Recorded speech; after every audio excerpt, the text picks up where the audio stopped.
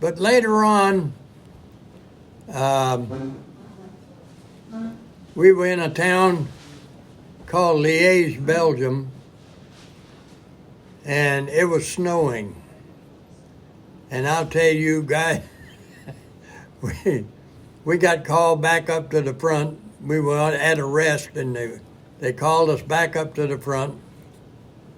And we were down in the woods, cold, snow up to our knees. Everybody was wrapping shirts and stuff around their legs, to keep them warm. And the Germans came by up at the top. The German paratroopers, I guess they were, I guess, I don't know whether they call that the St. Lo breakthrough or what it was, but anyway, that was a real deal. We finally overtook them and ended up in a town called Franzensbad, Czechoslovakia. And we stayed in Czechoslovakia for, almost a week. And we got into a convoy and we were heading for Berlin, and we were on the road, and the company commander comes down the road in his Jeep and says, "Turn around and go back, the war's ended, that the Russians got to Berlin before we did." Huh. And that was a rush to get there before the Russians. Sure. But we didn't make it. So we went back to Franzensbad and stayed for another week or two. And then they took the high point men who had been overseas longer. They took the high point men and shipped them out to Repel depots, they call them, replacement depots, where they process you for a move. And they sent me to a place in Belgium, because I was a high point man. I had been overseas longer. And while we were in this Repel depot, it came over the loudspeaker that we thought we were going to go home by aircraft. And they came over the loudspeaker and says, the war in Japan just ended.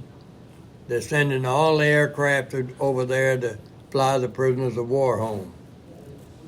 And so we ended up going back by ship. And they sent me to Camp Lucky Strike on the French border, French coast. And I stayed there for a week and a half. And they put us on a ship and took us back to the States. And that was the extent of my Army career in Europe. And how much time was that in country or in Europe? I was in Europe for close to 3 years. Wow. Close to 3 years. Considering North Africa, Sicily, and then Europe. Sure. Have you Close to 3 years. Have you ever gone back? Have you ever gone to any of the places that No, I would love to have done that, but I never made it. I would love to have gone over and kind of followed my footsteps and Sure. seen what it was like now, but I can remember when it was the St. Lo breakthrough and the Germans were up at the top and we were down in the ditches below. The snow was so deep it was up to your knees. And everybody had shirts and everything else wrapped around their legs, their feet, to keep your feet warm. It was really rough. That's the roughest part of the... Battle of the Bulge? Yeah. Battle of the Bulge, yep.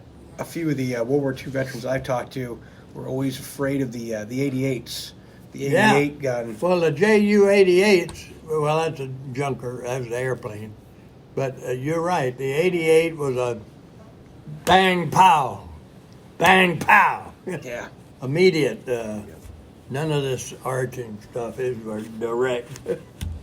Yeah, those were wicked firing things. But they mostly went after tanks. They didn't go very much after The infantry. ground troops. They went after tanks. You must have spent Christmas in a foxhole then, when that Right, time. yeah. At the Bulge, Battle of the Right. Bulge. I've heard World War II vets say that it was the coldest that they've ever been in their entire life. And even, today's standard, it could be cold, but they would talk about how it was never as cold. That was I was in a foxhole in St. Lo. Another buddy and myself were in the foxhole, and the first sergeant of my outfit crawled over to my foxhole and handed me a piece of paper. And I had to, I forget now whether I lit a lighter to see or what, but anyway, I read that paper and it says, your enlistment has just expired. You're now being held for the convenience of the government. Congratulations. Yeah. Wow. that's Yeah. You ever wonder too? They call us light infantry, but there's so much crap that you carry on your back. That's a fact. Who the heck came up with that term? I never heard that term before. But yeah, you got web gear. web. Yeah, you got A rucksack you could fit a small human in, and Yeah. Yeah, how heavy was your typical pack that you carried around? Oh gosh, I don't know. And it probably We varied. didn't carry much on No. our back. Gotcha. We had vests, that we'd hung grenades and so forth out in the front. But we didn't carry much on our back. And what kind of weapon were you carrying typically? I started out with a M1. No, first it was an AUG-3. Okay. And then they did away with the AUG-3 and gave us M1s. Sure. And then I became a squad leader of a machine gun squad. And so I had a water-cooled 30 caliber, can you imagine? Yeah. With a great big round barrel like that. Heavy as all get out. And when we move into an area, we'd have to climb up a hill or something to overlook the area. And they finally took the water-cooled away and gave us a air-cooled 50 Okay. caliber. While we were in Kasserine Pass in North Africa, I shot down a Messerschmitt ME-109 Really? with the machine gun. We had our gun mounted up on a mountain, and they brought a chow truck in down below to feed the guys a hot meal. And we took turns going down the mountain to eat. So I had sent all the guys down to eat, and I was on the gun, and this German ME-109 came over, and he dived on our position, dropped the bomb, but before he dropped the bomb, I was shooting at him with the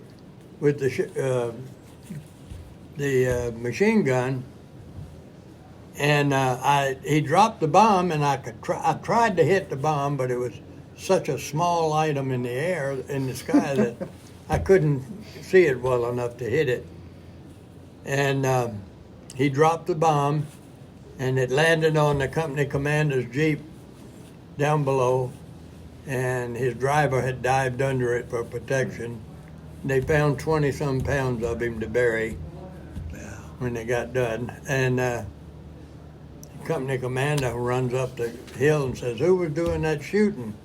And I said, "That was me, and I'm sorry I couldn't hit that bomb." Sure. He said, "Well, that's okay. You hit the plane." Yeah. So I got credit for shooting down an ME-109. Wow. That's That's amazing. Yeah.